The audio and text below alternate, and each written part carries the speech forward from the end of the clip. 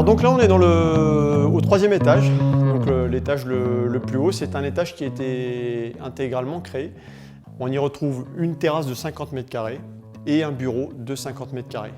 L'idée majeure au niveau de la conception de l'espace, c'est ce puits de lumière qu'on retrouve au sol et qui apporte une belle lumière zénithale sur le salon. Et cette percée, déjà de par l'ouverture de toit, mais également de par la baie vitrée, apporte une double source de lumière. Et donc ça permet déjà de communiquer avec les personnes qui sont dans le salon, mais surtout d'y apporter une belle lumière d'ambiance, une belle lumière naturelle. Le bureau existait déjà, dans la mesure où je fais du design d'objets et que forcément mes pièces sont à vendre. C'était un petit peu un coup de cœur du client qui s'est dit est-ce que ce bureau pourrait être mien? On l'a imaginé dans cet espace et on a fait un petit peu l'espace aussi en fonction du bureau, un espace de travail convivial, agréable, adapté à des besoins professionnels. Dans cet espace comme dans les autres, on a aussi des petites touches rock'n'roll. Le Superman, dans ce jeu un petit peu de rôle, propulse le sanglier dans le mur.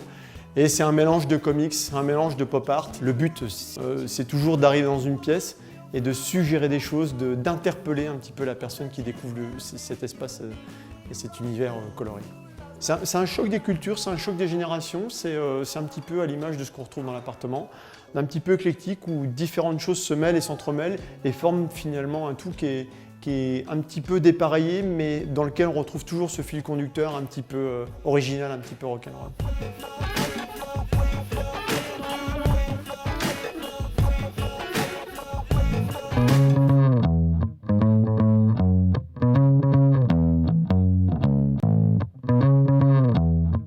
Bienvenue dans le salon.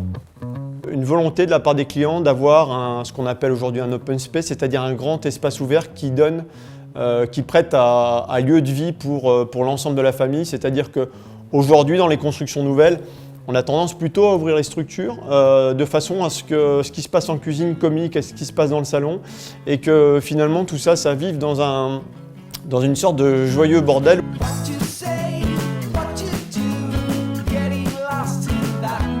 Autant sur l'aspect créatif et décoratif des choses, il y a eu pas mal de latitude et pas mal de carte blanche de l'essai, comme on dit.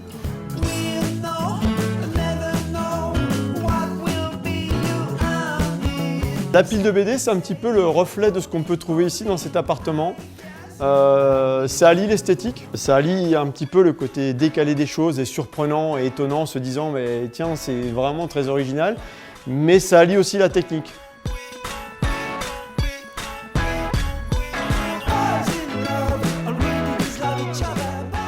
J'aurais envie de dire que si l'appartement devait être symbolisé par un seul unique objet, ce serait celui-là.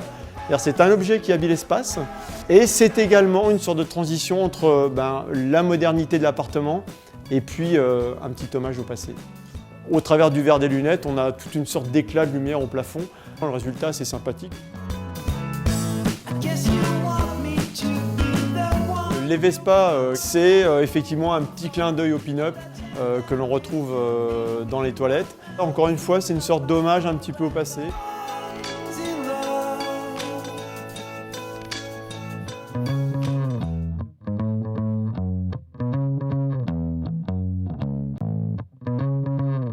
Alors ce triplex à l'origine n'était pas triplex, il était tout simplement duplex. L'une des exigences principales des clients, c'était d'avoir une terrasse. En fait, on a fait les pièces à sommeil au premier étage et les pièces de vie plutôt dans les étages supérieurs. Pourquoi? Parce que les pièces à sommeil n'ont pas forcément besoin de beaucoup de luminosité, alors qu'à l'inverse, les pièces de vie, on vient rechercher la lumière. Donc plus elles sont en hauteur et plus forcément elles sont lumineuses.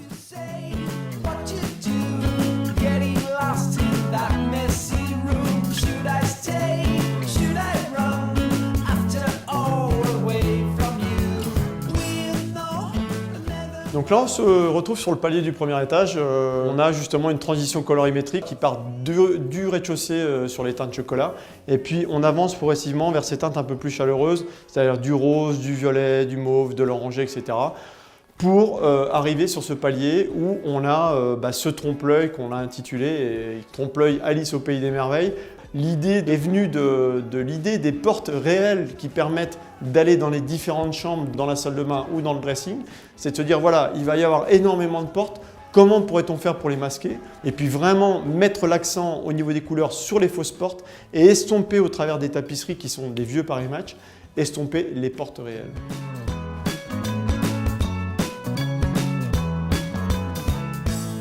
C'est une zone obligée de l'appartement, donc on se devait de ne pas la négliger, on se devait de la travailler un petit peu parce que quand on accède directement à l'étage supérieur pour aller dans la pièce de vie, on passe forcément par cette pièce.